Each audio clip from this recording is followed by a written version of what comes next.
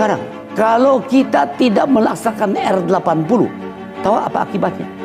SDM kita keadaannya seperti tahun 45 kembali. Selamatkan anak bangsa dari krisis ekonomi.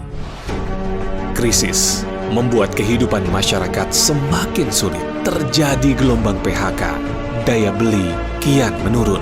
Krisis menghantam dunia usaha. Perusahaan-perusahaan besar kewalahan dan berguguran. Namun, dalam setiap krisis, UMKM selalu menjadi harapan tersendiri. Di tengah berbagai kesulitan yang dihadapi, ternyata UMKM masih bisa melayani masyarakat dan menjadi harapan penopang ekonomi nasional. Kita telah melihat melambatnya roda ekonomi, turunnya nilai mata uang, membuat harga-harga semakin tidak terjangkau, akan membuat barang-barang banyak kosong di pasar.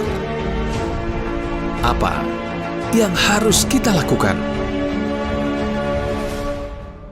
UMKM harus bangkit, tidak perlu menunggu siapapun. Ambil peran dengan mengisi kekosongan barang. Ambil peran mengatasi mahalnya barang dengan cara menggantikan barang dengan produk-produk sendiri. Masyarakat agar memenuhi semua kebutuhan pokok dengan produk dan komoditi sendiri. Ini akan membuat produk anak bangsa, juga komoditi hasil para petani dan nelayan bergerak. Ekonomi akan bergerak di kalangan yang kita bangun, sekaligus menyerap tenaga kerja yang banyak di PHK. Kalau tidak mau kena wabah, kita harus lockdown. Maka, agar tidak ikutan kena krisis, ya, kita bangun closed loop ekonomi. Mengisolasi diri agar tidak ikutan krisis.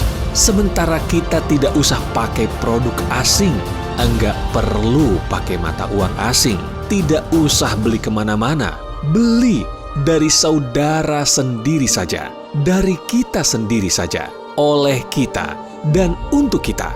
Banyak produk-produk anak bangsa yang hebat. Tidak semua UMKM, banyak juga perusahaan besar. Kenali mereka, beli dari mereka. Intinya, sekaranglah kita membeli dari bangsa sendiri, membela bangsa sendiri. Apalagi UMKM, ini harus kita bantu. Ingat bahwa UMKM itu jumlahnya 99,9% dari seluruh usaha yang ada di Indonesia.